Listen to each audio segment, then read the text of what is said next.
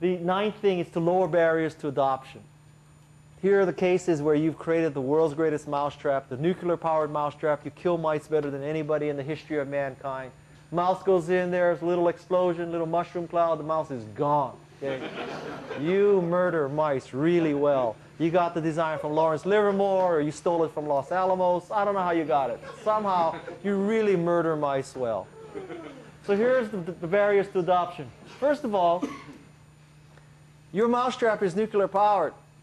However, you need a PhD in applied physics to set the mousetrap. The learning curve is so high. It's almost as difficult as setting the clock on a VCR. It's that high, right? The fundamental model, the metaphor that you should aspire to is you open the box, you plug in the cords, you go. That's what it should be like. You should not need a PhD in physics to set your mousetrap. Flatten the learning curve. By contrast, if any of you buy a BMW, there's something in the BMW called an iDrive, which is their interface for their electronics. If you take a 2-hour course, you will then be able to change the radio station. That is the antithesis of the flattening the learning curve. Second point is, to never ask people to do something that you yourself would not do. You wouldn't go back to school to get a PhD in physics to set a mousetrap. You wouldn't drive 300 miles to drop off a dead radioactive mouse. You wouldn't pay $250,000 for a mousetrap. Don't expect customers to do this either. The reason why there's a washing machine in this picture is because I have a positive example, which is the Kauai Hyatt Regency. The Kauai Hyatt Regency, in every wing of the hotel, there's a laundry room. That means there's one less guest room. It means that people send out less laundry through the laundry system than if you went into the laundry room, you would see that the washers and dryers are free. So at a Hyatt Regency at Kauai, they're not charging you to wash the clothes. That is a good example, a positive example of this theory.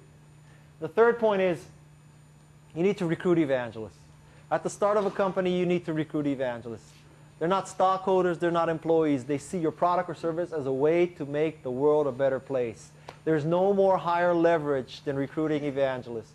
Evangelists view your product or service as bringing the good news. That's the Greek base word for evangelism.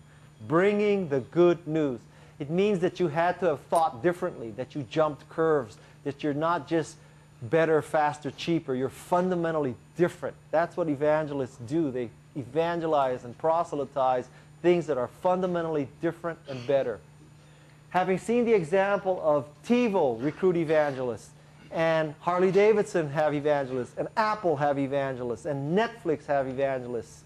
At this point in e-commerce and commerce, you would think that people understand when you have a great product or service, you will get evangelists. I don't think that people have quite understood that. When you have this great product or service, I'm telling you, go get your evangelists. Don't wait for them to bubble up. Don't wait years for these groups to form. Go get them. Go get them. You'll increase the leverage of your marketing sales tremendously by doing that.